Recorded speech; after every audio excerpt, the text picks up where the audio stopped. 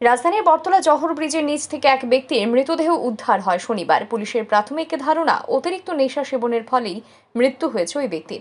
এ বিষয়ে পুলিশ আধিকারিক জানিয়েছেন, শনিবার সকালে পথ চলতি মানুষ বটতলা জহর ব্রিজের নিচে এক ব্যক্তির মৃতদেহ দেখতে পায়। সাথে সাথেই পুলিশকে খবর দিলে ঘটনাস্থলে ছুটে গিয়ে মৃতদেহটি উদ্ধার করে ময়না তদন্তের জন্য হাসপাতালে পাঠায় পুলিশ। প্রাথমিক তদন্তে মৃতদেহের পাশ থেকে একটি ভোটার আইডি কার্ড পাওয়া গেছে, যেখানে তার নাম লেখা স্বপন দাস এবং বাড়ির ঠিকানা দেওয়া রয়েছে তেলিয়ামুড়া কৃষ্ণপুর। তবে এই পরিচয়পত্রটি আসল নাকি ভুয়ো তা খতিয়ে দেখবে পুলিশ। প্রাথমিকভাবে অতিরিক্ত নেশা সেবনের ফলেই ওই ব্যক্তির মৃত্যু হয়েছে বলেই ধারণা পুলিশের, কেননা মৃতদেহের পাশে প্রচুর সংখ্যক ব্রাউন সুগারের কৌটো পাওয়া গেছে। সেই সাথে মৃত ব্যক্তির হাতেও সিরিঞ্জের চিহ্ন দেখা গেছে। এছাড়া মৃতদেহে কোনো প্রকার আঘাতের চিহ্ন পরিলক্ষিত হয়নি। ওই তো 9টার দিকে একটা খবর পাই, যে বটতলা পশ্চিম দিকের হাওড়া পশ্চিম ব্রিজের নিচে একটা আননোন ডেড বডি পড়ে রয়েছে।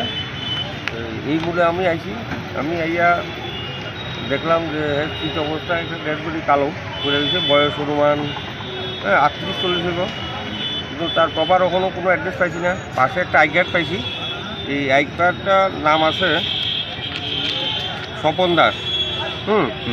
কিন্তু আই কার্ডটা কোনো তার জেনুইন কিনা বা হ্যাঁ কিনা আমরা ভেরিফাই করতে আসছি। এমনিতে আই কার্ডের মধ্যে ঠিকানা কি, মানে কোন জায়গায়? ঠিকানা আছে তেলিয়ামুড়া কৃষ্ণপুর। আচ্ছা, যে জায়গাতে পাওয়া গেছে ঠিক পাশেই ব্রাউন সুগারের কোটা, মদের বোতল, বিভিন্ন নেশার সামগ্রী? কিছু ব্রাউন সুগারের খালি কোটা, অনেক কোটা পাওয়া গেছে। আর মনে হইতেছে হ্যাঁ ব্রাউন সুগার নেয়, কারণ তার হাতে কিছু স্পটও আছে। বটতলা ফাঁড়ির ঠিক 100 মিটার দূরে এই ধরনের নেশার সামগ্রী বা নেশার একটা আড্ডা ব্রিজের নিচে, সেই তুলনা কি মনে করেন? পুলিশের ব্যবস্থা কি কোনো দুর্বলতা আছে? বটতলা ব্রিজের নিচে নেশা করা আমরা অনেক দিন দাওয়া করি, তারা নদী দিয়া পালাই জায়গা। এর মধ্যে বটতলা যে একটা নেশার সামগ্রী বিক্রি করে মঙ্গলদীপ বিশ্বাস, এরও আমরা অ্যারেস্ট করছি এবং বিভিন্ন সময় অনেক নেশা আমরা বিভিন্ন পদক্ষেপ নিয়েছি এবং অনেককে অ্যারেস্ট করছি। কিছুদিন আগে এই নেশা সামগ্রী অনেকদিন আমরা জেলও পাঠাইছি। প্রাথমিক তদন্তে কি মনে হয় কিভাবে মৃত্যু হতে পারে এই যুবকের? অনেকে মনে হইতেছে যে তার নেশাগ্রস্ত অবস্থায় যে কোটা খাইতেছে, খায় ব্রাউন সুগারের নেশা। ব্রাউন সুগারের নেশা, শরীরে তো অন্য কোনো স্পট নাই।